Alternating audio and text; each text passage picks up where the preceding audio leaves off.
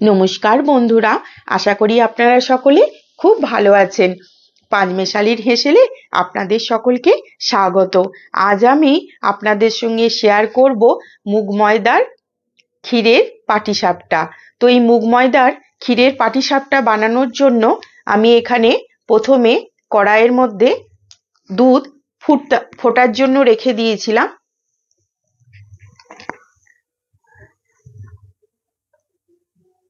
দুধটা ফুটে অনেকটা ঘন হয়ে গেছে দেখুন। এবার এর মধ্যে আমি দেব নতুন গুড়, মানে খেজুরের গুড় যেটা, সেইটা ভালো করে গ্রেট করে একটু দিয়ে দেব এর মধ্যে। আমার ভেতরে যে পাটিসাপটার ভেতরে পুরের জন্য যে ক্ষীরটা, সেটা আমার রেডি হয়ে গেছে। এবার এটাকে নামিয়ে দেব। আমি আর একটা কড়াইয়ের মধ্যে আমি কিছুটা ফুল ক্রিম দুধ ঘন করতে রেখে দিলাম, যেটা দিয়ে আমি একটু রাবড়ি বানাবো। ততক্ষণ এই বাটির এক বাটি মুগ ডাল আমি 3-4 ঘন্টা মতো ভিজিয়ে রেখে ভালো করে পরিষ্কার জল দিয়ে ধুয়ে নিয়েছি 2-3 বার করে এইভাবে করে। এবার একটা মিক্সির মধ্যে দিয়ে এই ডালটা আমি মিহি করে পিষে নেব। এদিকে আমি যে ক্ষীরটা বানানোর জন্য দুধটা রেখেছিলাম, সেটাও অনেকটা ফুটে ঘন হয়ে গেছে। কত সুন্দর সরের লেয়ার এসছে দেখুন উপরে।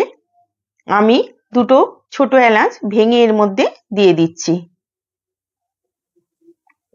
আর মিষ্টির জন্য আবারও একটু খেজুরের গুড় আমি এর মধ্যে গ্রেট করে দিয়ে দিলাম। মুগ ডালটা আমি ঠিক এইভাবে মিহি করে পিষে নিয়েছি।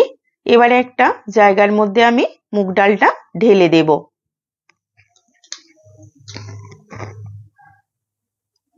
মুগ ডালটা পেষার পর এই বাটিটারই একটু কম এক বাটি হয়েছিল, তাই ওই বাটিটারই একটু কম এক বাটি ময়দা আমি এর মধ্যে দিলাম, মানে মাপটা সমান সমান।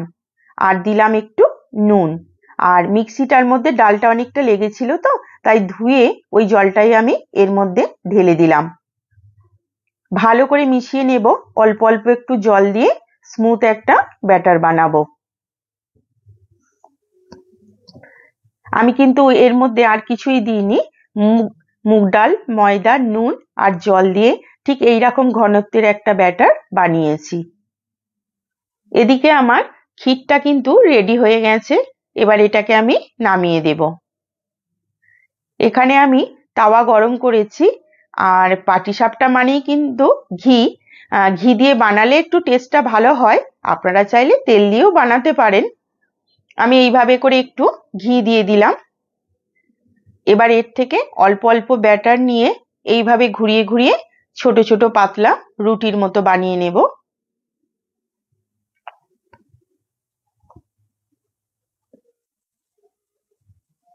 এটা এক পিঠ হয়ে গেছে, ধীরে ধীরে আমি উল্টে দেব। এবার পুরের জন্য আমি যে ক্ষীরটা বানিয়েছিলাম, সেটা ঠান্ডা হওয়ার পর আমি এইরকম ছোট ছোট রোল বানিয়ে নিয়েছি একটা একটা করে।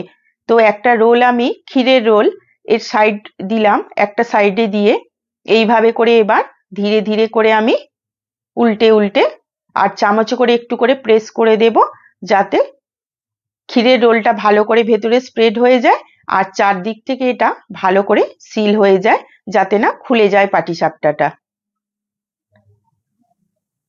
এইভাবে করে আমি অল্প অল্প ঘি দিয়ে সুন্দর করে ভেজে নিয়েছি। এটা আমার হয়ে গেছে, এটা তুলে নেব। ঠিক একইভাবে আর একটা আমি বানাবো। এটাও হয়ে গেছে। একইভাবে উল্টে দিয়ে আমি আর একটা ক্ষীরের রোল সাইডে দিয়ে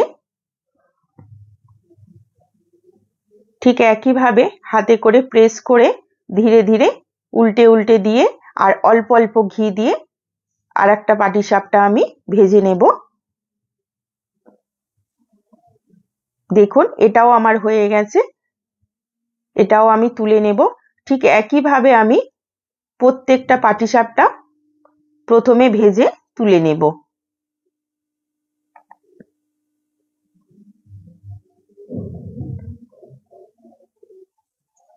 দেখুন বন্ধুরা, আমার সব কটা পাটিসাপটা ভেজে রেডি। কতটা সুন্দর হয়েছে দেখুন। আর প্রতিটা পাটিসাপটার ভেতরে রয়েছে কিন্তু এক একটা ক্ষীরের রোল। এইবার আমি যে এই রাবড়িটা বানিয়েছিলাম সেটা চামচে করে এইভাবে করে আমি ধীরে ধীরে এর মধ্যে ছড়িয়ে দেব, যাতে প্রতিটা পাটিসাপটা এই ক্ষীরের মধ্যে ডুবে থাকে। আমি কিছুক্ষণ এটা রেখেছিলাম এইভাবে। দেখুন বন্ধুরা, আমার ক্ষীরের পুর দেওয়া ক্ষীরের পাটিসাপটা কিন্তু রেডি। এটা কিন্তু খেতে খুব সুন্দর হয়। আমার মায়ের হাতের এটা আমার খুব প্রিয় রেসিপি। তাহলে বন্ধুরা, যদি ভালো লাগে আমার এই রেসিপিটি, প্লিজ একটি লাইক করবেন, কমেন্ট করে জানাবেন কেমন লাগলো। আর আমার চ্যানেল পাঁচমেশালির হেসেলকে প্লিজ সাবস্ক্রাইব করবেন আগামী দিনে আরো নতুন রান্নার রেসিপি দেখার জন্য। সকলে ভালো থাকবেন। নমস্কার।